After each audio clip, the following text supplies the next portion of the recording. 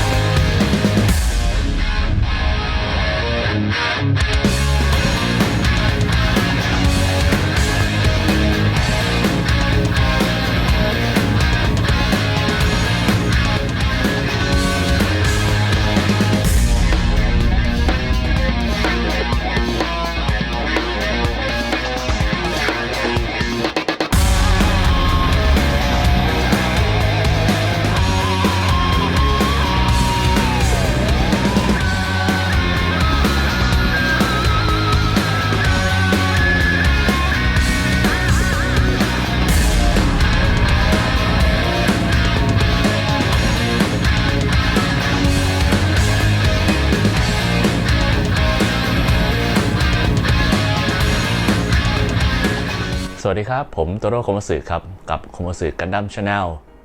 กันพาบ้านวันนี้มาถึงคลิปที่2ของ RX-78F00 กันแล้วนะครับเปิดตัวกันด้วย Stop Motion แบบสั้นๆง่ายๆซึ่งแสดงให้เห็นถึงจำนวนของชิ้นส่วนกันพลาและก็วิธีการประกอบของกันพลาตัวนี้นะครับแต่ว่าใน Stop Motion นี้เนี่ยผมไม่ได้พูดหรือไม่ได้แสดงถึงจุดขยับหรือจุดหมุนไว้มากสักเท่าไหร่นักดังนั้นเดี๋ยวเราจะมาดูเรื่องของจุดขยับแล้วก็จุดด้อยจุดเสียหรือข้อควรระวังของกันพลาตัวนี้ครับมาดูกันครับก็มาดูจุดขยับของ RX-78F00 กันนะครับเริ่มจากจุดของส่วนหัวกันเลยนี่ส่วนหัวก็คือสามารถหมุนได้รอบเลยความฝืดนี่กำลังดีนะครับไม่หลวมแล้วก็ก้มกับเงยนี่มุมผมว่าได้เยอะเลยแหละสำหรับส่วนตัวก็จะเห็นว่ามีเป็นส่วนของอกแล้วก็ส่วนของท้องนะครับจะแบ่งเป็น2ช่วง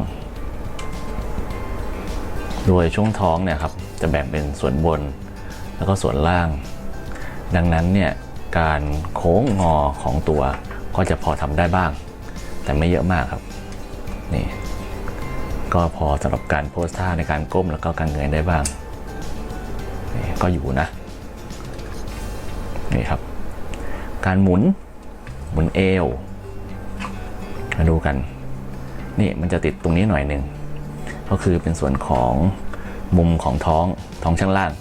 กับตัวของเหมือนกับปูเข็มขัดนะครับแต่ถ้าเราจะหมุนรอบแล้วก็ยกขึ้นมานิดนึงแล้วมันก็สามารถหมุนได้รอบได้รอบเลยนะครับแต่เวลาโพสเนี่ยต้องระวังนิดนึงถ้าเรายกมากเนี่ยเดี๋ยวจะดูเหมือนกับว่าส่วนตัวกับส่วนสะโพกมันแยกออกจากกันเนาะต่อไปก็จะมีส่วนแขนเดี๋ยวเราดึงออกจากตัว display base ก่อนดีกว่าจะได้สะดวกเนาะdisplay base นี่ติดตั้งนี่ก็มีความคงทนแน่นหนาเลยแหละผมว่าเพราะว่าการถอดเข้าถอดออกนี่ ต้องใช้แรงพอสมควรส่วนแขนขยับขึ้นลงได้พร้อมเกราะเลยเกราะไหล่นี่เกราะไหล่ยกได้สูงเลยนี่ครับส่วนที่เป็นเกราะไหล่กับตัวหัวไหล่เนี่ยครับถ้ายกสูงมากมันก็จะติดกันนี่ได้ขนาดนี้นะครับถ้าจะหมุนซ้ายหมุนขวาก็ได้แต่ว่ามันต้องออกแรงหน่อยตัวเกราะไหล่สองข้างนี้มันพอง้างได้พอสมควรเนาะนี่ก็ทำให้เราสามารถโพสท่าลักษณะแบบนี้ได้ส่วนตัวข้อศอกนี่ขออาแขนหน่อยนะข้อศอกหมุนได้รอบเนี่ยครับแต่ข้อพับนี่มันก็จะมี2ล็อกหนึ่งก็คือ90องศานะครับแต่ถ้าเกิดเราออกแรงนิดนึงก็จะมีฟับนี่เป็นส่วนเหมือนกับเป็นกลไกยื่นออกมารองรับอีกจุดหนึ่งทำให้ตัวข้อพับของข้อศอกเนี่ยสามารถงอได้มากขึ้นมือหมุนชุบตัวจุดต่อระหว่างหัวไหล่กับตัวอกเนี่ยจะเห็นว่าเนี่ยถ้าดูตรงนี้ครับจะมีจุดขยับได้เช่นกันเนาะมันจะทำให้องศาของแขนงุ้มมาข้างหน้าได้เยอะขึ้นนี่ดังนั้นเนี่ยท่าที่มันออกมาเนี่ยมันก็จะมีความสวยงามเพิ่มมากขึ้นเรามาดูส่วนของสะโพกกันดีกว่าสะโพกนะครับชิ้นส่วนเปิดได้ทุกอันเลยนี่หน้ากับหลังเนาะแล้วก็ส่วนที่ปิดด้านต้นขาด้านนอกเนี่ยจะติดส่วนของข้างบนด้านบนนิดนึงกับตัวส่วนของช่วงเอวด้านสี่ข้างแต่ว่าผมว่าเปิดขนาดนี้เนี่ยมันก็น่าจะเพียงพอละสำหรับการโพสที่แบบอาขาอย่างเงี้ยสำหรับใครที่ชอบยกขามากกว่านี้เนี่ยเราก็แนะนำให้บิดตัวของที่ปิดต้นขาด้านข้างออกไปข้างหลังซะมันก็สามารถยกขึ้นได้อีกนี่อย่างนี้เลยนะครับเยอะเลยแหละครับส่วนขาเชื่อมต่อระหว่างตัวต้นขากับตัวจุดสะโพกเนี่ยจะมีจอยอีกแบบหนึ่งซึ่งมันจะทำให้ตัวของการขยับของต้นขาได้มากขึ้นก็คือสามารถผลักนี่กลับหลังได้เนี่ยครับนี่หลังสุดละนี่มาข้างหน้าสุดปึ๊บได้ดังนั้นเนี่ยองศาของการเขาเรียกว่าไงฉีกขาไปข้างหน้ากับข้างหลังเนี่ยก็จะเพิ่มมากขึ้นดังนั้นการก้าวขาก้าวเท้าไปข้างหน้ายาวๆเนี่ย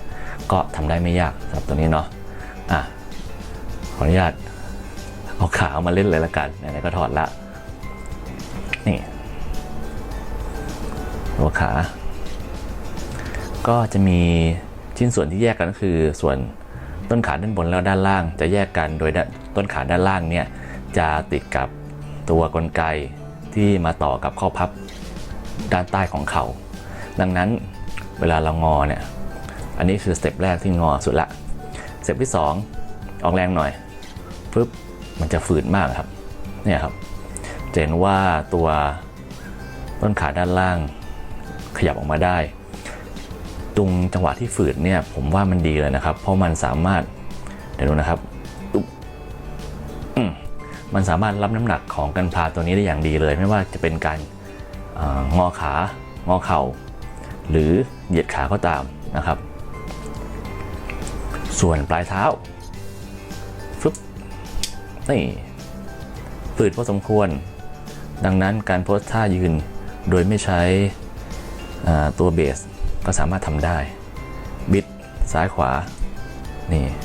ฝืดพอสมควรที่คล้องข้อเท้าก็จะหมุนตามวงของตัววงแหวนตัวนี้ครับฟับขึ้นลงได้การขยับผมว่าตัวเนี้ยสวยงามเลยเนาะโอเคใส่คืนก่อนปึ๊บนี่ ามเลยอันนี้ผมติดโลโก้บันไดเพิ่มให้อีกหน่อยเห็นว่าพอดีเห็นว่ามันสวยดีมันก็อยู่บนเนี่ยครับบนแผงสติกเกอร์นี่แหละก็เลยติดลอกออกมาติดเลยก็ดูว่ามันสวยดีเนาะโอเคแต่ว่าหลังจากที่ผมตอบมาแล้วเนี่ยมันก็จะมีที่เรียกว่าข้อควรระวังของตัวกันพาตัวนี้ก็คือจุดแรกเลยเป็นเรื่องของฟอยล์สติ๊กเกอร์ครับมันค่อนข้างจะเยอะเลยถ้าดูเนี่ยก็จะเห็นว่าทุกตัวทุกจุดที่มีดีเทลเพิ่มก็คือฟอยล์สติ๊กเกอร์หมดเลยสำหรับบางคนเนี่ยที่ไม่ชอบการติดฟอยล์สติ๊กเกอร์เนี่ยว่าหนักแล้วนะครับมาเจอตัวนี้มันมีแบบสติ๊กเกอร์ที่ต้องใช้จุดห่อหมดเลยตามมุมต่างๆก็อย่างเช่นตัวของนะครับมุมของตัวส่วนอกตัวหัวไหล่ตัวฝาครอบกระโปรงด้านหน้าด้านหลังมีทุกจุดนะครับทีนี้ข้อเสียของการมีฟอยล์แบบห่อก็คือว่าถ้าเราห่อผิดถูกไหมครับแล้วเพิ่งมารู้ทีหลังเนี่ยมันก็จะแกะยากนิดหนึ่งเพราะเนื่องจากว่าพอเราห่อไปแล้วเนี่ยตามมุมตามขอบมันจะเป็นรอยพับดังนั้นถ้าเราลอกออกมาเนี่ยผมมั่นใจว่าจะมีการเสียหายของสติ๊กเกอร์แน่นอนนะครับแล้วก็จุดเสียข้อที่2ที่ผมเจอก็คือตัวของข้อศอกด้วยแหละครับมันเป็นเดือยแบบฟึบเนี่ยครับเป็นลักษณะเดือยแบบนี้ครับดังนั้นเนี่ยตอนแรกๆมันก็จะโอเคอยู่นะแต่พอผมโพสต์ไปมันก็จะมีไหลมีแลบมีดุดออกมาบ้างมันก็ไม่แน่ใจว่าถ้าเล่นไปนานๆเนี่ยมันจะหนักกว่านี้หรือเปล่านะครับแล้วอีกจุดหนึ่งที่ผมเคยเจอไม่ใช่สิจุดหนึ่งที่ผมเจอก็คือใต้ฝ่าเท้าเดี๋ยวผมแกะให้ดูเลยตรงนี้เนี่ยมันจะมีส่วนที่เป็นเดือยยาวแต่ผอมเล็กดังนั้นเนี่ยโอกาสที่เราจะทำหักในกรณีที่เราแอคชั่นรุนแรงขึ้นไปแบบผมเนี่ยครับตัวนี้ก็จะเกิดขึ้นเนี่ยครับติดค้างอยู่ข้างในเลยเดี๋ยวค่อยขวานซ่อมเอาสำหรับจุดควรระวังหรือข้อเสียของกันพาตัวนี้เท่าที่ผมต่อดูนะครับแล้วก็เอามารีวิวลองเล่นโพสต์ต่างๆดูเนี่ยก็เจอประมาณนี้ครับโอเคครับเท่าที่ผมเห็นเนี่ยข้อเสียของตัว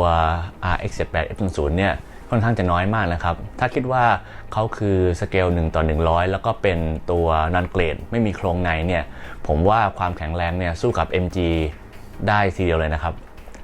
ก็สุดท้ายเนี่ยผมจะทิ้งท้ายไว้กับภาพแอคชั่นโพส360 องศาเช่นเดิมนะครับให้ผู้ชมได้ดูว่าตัวของกันพาตัวนี้เนี่ยสามารถโพสลักษณะแบบไหนได้บ้างแต่สำหรับใครที่สนใจเรื่องของการทำ panel line ตัดเส้นกันพาตัวนี้นะครับก็จะสามารถดูได้ในคลิปตรงหน้าจอของท่านนะครับตรงซ้ายมือบนนะครับจะเป็นตัวบอกว่าการทำ panel line ตัวนี้เนี่ยผมได้ใช้สีดำสีเทาเข้มและเทาอ่อนนะครับ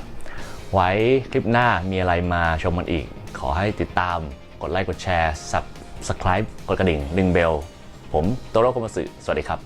When there's no more hope is left in me I can see what comes my way and I'm always lost There's nowhere else to go All I do